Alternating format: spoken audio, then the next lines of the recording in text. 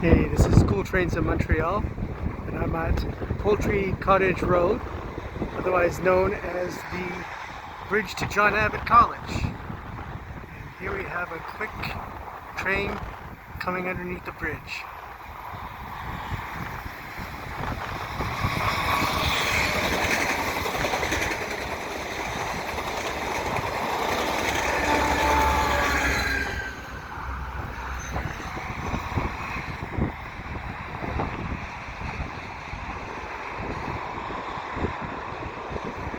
This train's headed westbound. Was hoping for a freight train. Hey, look at that, it's switching tracks.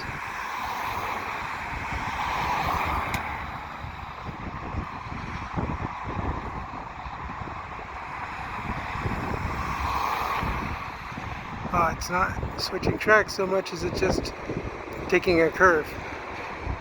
Okay.